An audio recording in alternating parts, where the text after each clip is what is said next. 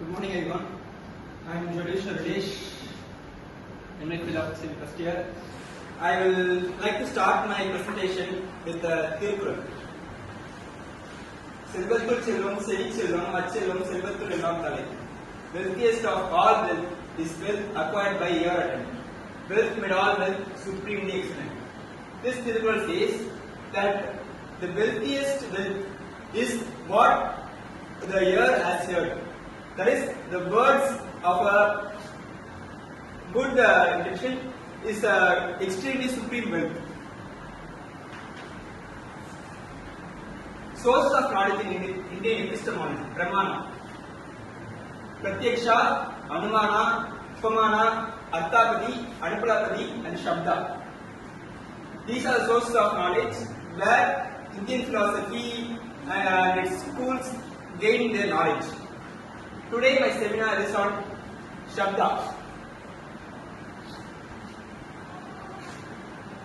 What is Shabda? Knowledge gained from a trustworthy source. This knowledge is free from doubt and error. The trustworthy authority may be oral testimony or written. A person can be a trustworthy person, or a scripture, a literature, anything can be trustworthy. So, there are two kinds of Shabda in objects of meaning: Drishtartha and Adrishtartha. Drishtartha, perceptible objects. The one we can see is called perceptible objects, that is Drishtartha. The bottle is green. He is sitting here. These are examples of Drishtartha. In Adrishtartha, imperceptible objects.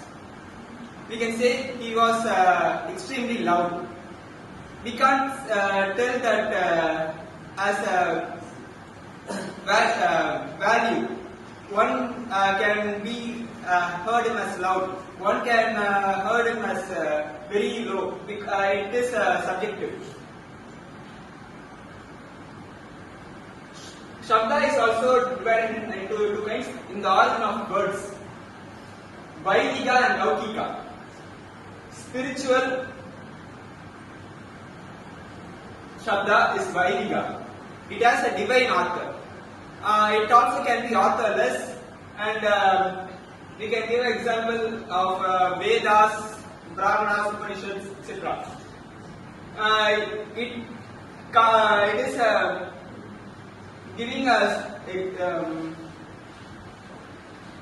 continuation to Laukika, that is empirical.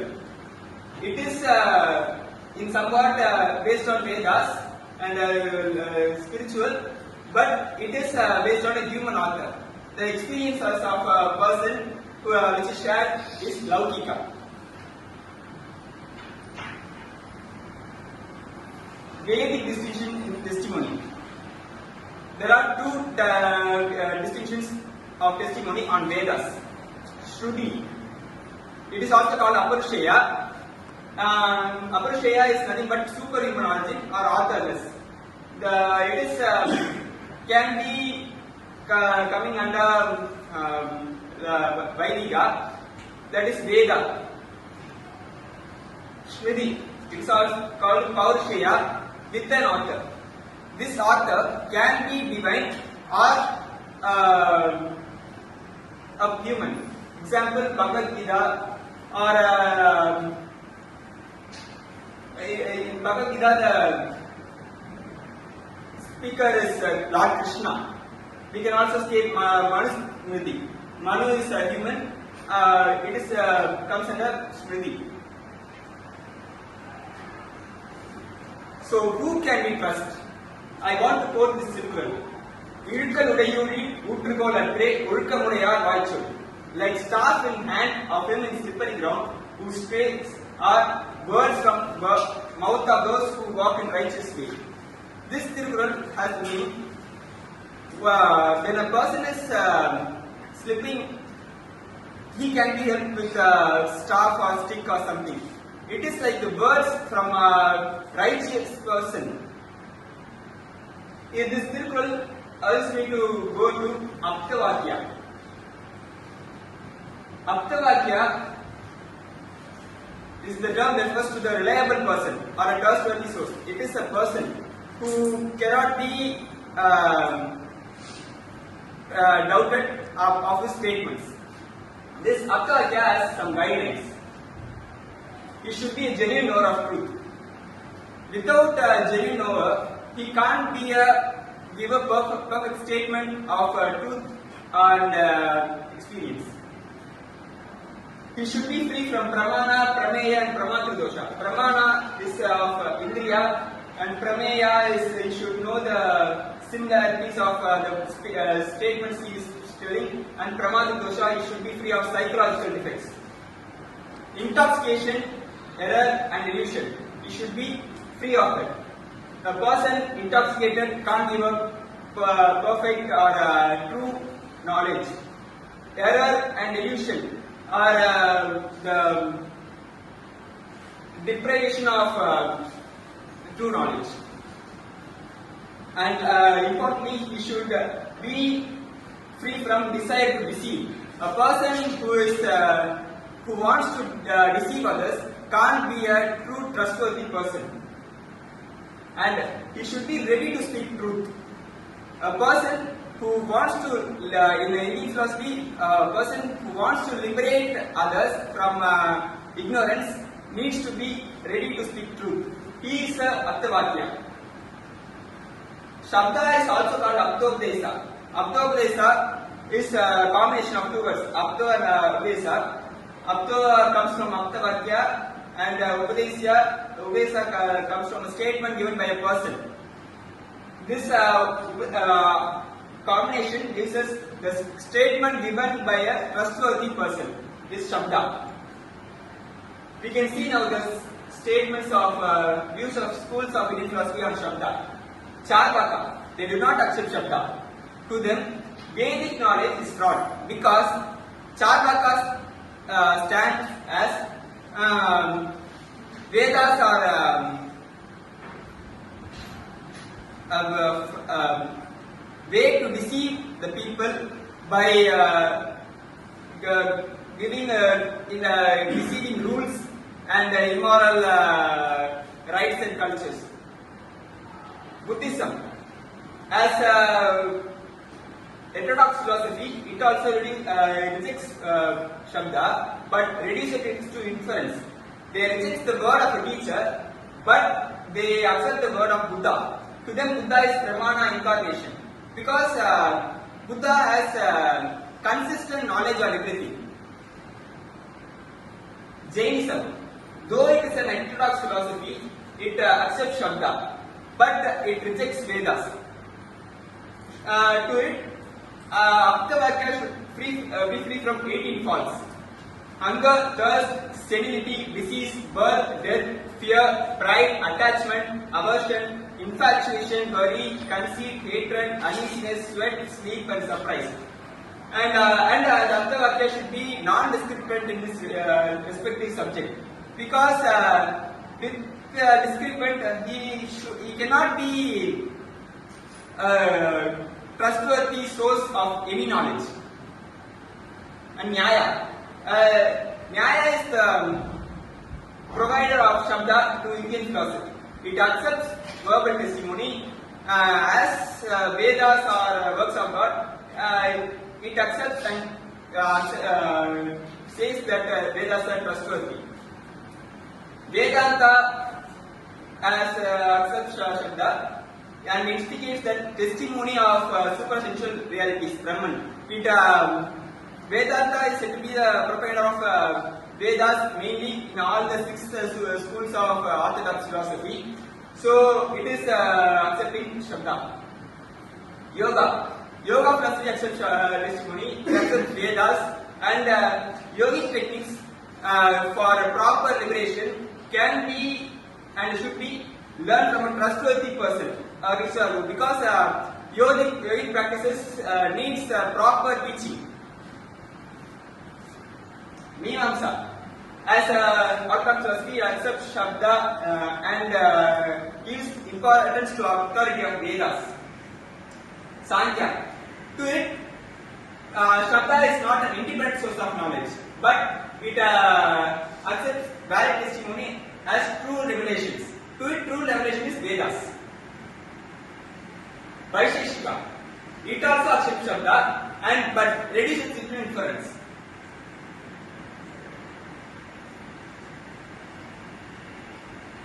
Now we come to the Skoda theory. It was given by Bhattacharya, but in some text it was also said that it was spoken by Patanjali, Panini. Those are grammarians. The meaning of Skoda, it comes from Sanskrit words, but it means to burst open.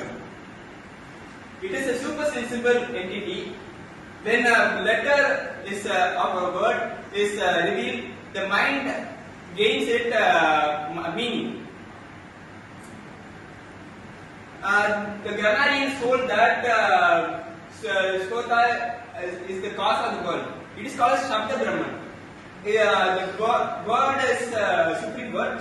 It is the form of the Shakti which gave rise to the world. According to Skoda theory, transcendent ground in which the spoken syllable and the conveyed meaning find themselves unified. To it, when a syllable is spoken, the conveyed meaning is with that word. When the word is uttered, the meaning of the word is gained by us. Not when the word is totally goes unexistent. Now, I jump to the language philosophy of Ludwig Wittgenstein and Shabda to give a small comparison. Tractatus Logico-Philosophicus. It is the work of Ludwig Wittgenstein. This work was made to reveal the logical structure of the language, where he could give as possible all the explanation to all the philosophical questions. In this book, he introduces the picture theory of meaning. To it, when a word is uttered, we are not transferring the words, but the meaning. That is the idea of something. Like he gives the example of apple. When I say the word apple, we did not see it as a word, but we see it as an expression of or image of the picture. When the proportion is described as a positive state of affairs, otherwise it is meaningless. He says that without the picture, the word is meaningless, and the sentence is meaningless, proportion is meaningless, and so that he rejects the metaphysics of philosophy. In Shabda, already it has been given that when a collection of group of letters is called word, a word is pronounced. Letters are perceived one after the one. When an apple is perceived, A, P, P, L, E, we hear it. When the last letter E is heard by us, the idea of the word is obtained by us. That is Shakti. Then the word ceases to exist. Only the idea exists. That is Shkota. Philosophical investigation of Ludwig Wittgenstein. It was a later work of Wittgenstein after developing from his philosophy in the book of his Tractatus Logico-Philosophicus. This proposes the methods to uses of language. The meaning of the word is used in the language. That is, when a word is used, the meaning is in the language where it is used. To Wittgenstein, both the words and tool are same. They both have distinct function. Example, hammer and chisel. They both are tools, but they both have distinct functions, which can be used in that functions only. Likewise, the words are and should be used in the specific words without playing. So he comes to a conclusion and the tool use of modern language called the language game. In language game, he talks about private language, family resemblance, forms of life, and rules. In main and importantly, rules. He gives that rules should be obeyed to gain a proper meaning. Likewise, in Shabda, logical structure of the sentence was given. Akamsha, Yogyata, Sannidhi, and Tatparya. Akamsha, expectancy. When sentence is told, the words of the sentence should be mutually affiliated. Without any word in the sentence, another word cannot give the entire meaning of the proposition alone. Example, bring me the bottle. Only bring cannot get me that bottle. Only bottle, I don't know what to do with the bottle. Yogyata, competency. Compatible between words to convey a sensual meaning. It talks about when a proposition is done, the words should be in a meaning that other words should be compatible with it. The major example given was moisten with fire. Fire has no quality to moisten. The water has quality of moistening, but fire has the opposite quality of moistening. It does not give a sensual meaning. Sannidhi, proximity. When a sentence is uttered, the distance between the interval, time interval between the words should be proper. It should not be long. And if I say the horse and wait for a few days and say nail, it cannot give a proper meaning. Tatparya, purport. The relation between the speaker's intention and its meaning. And you can see when a word is uttered, as our sentence is uttered, we have to see the situation of the situation where the sentence is uttered or proposition is uttered, and come to the conclusion about the meaning of the word.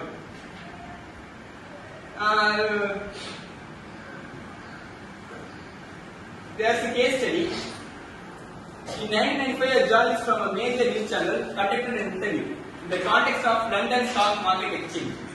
The interviewee was said to be a stock market expert. The interviewee presented an upcoming stock rise of a specific company with a bunch of charts and graphs.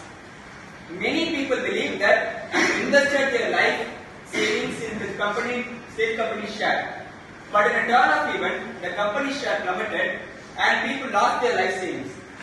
A few days later, it was revealed that the interview was staged for TRP and the interview was a fraud. What was the main problem that occurred here? The people who believed that the person who was able to be a stock market expert was not an Aptavakya. The guidelines of the Aptavakya, they were staging it. It was deceit. He was not a proper knower of the knowledge, and so on and so forth. And at last, in conclusion, about Shabda. Major parts of human knowledge acquired from the oral or written testimony is Shabda. Because without from a birth till to death, most of our knowledge we gain by verbal testimony. Without someone saying something or we reading something, we cannot gain most of the knowledge by only through experience or perception or inference, nothing. But even though Shabda Pramana has both positive and negative aspects in philosophy. In positive sense, it has given a framework in where it can work. Without giving a proper road, we can't walk a proper path, not to say road. But Shabda has given a framework for a proper path which we can use to live our life. But in narrative sense, that path is going around in the same way. We cannot see a Chavaka going against Brihaspati or Jain is going against Mahavira. It rejects the view of verbal testimony. When the follower of a certain knowledge goes against it, in my opinion, I have to present a Tirupur. எப்பொருள் யார் யார் பாய் கேட்பினும் அப்பொருள் மெய்ப்பொருள் காண்பதறிவு. Though things diverge from diverse sages' lips we learn, this wisdom's part leads the things to discern. Everybody can say anything. So it is our wisdom to know the right knowledge. That's it. Thank you.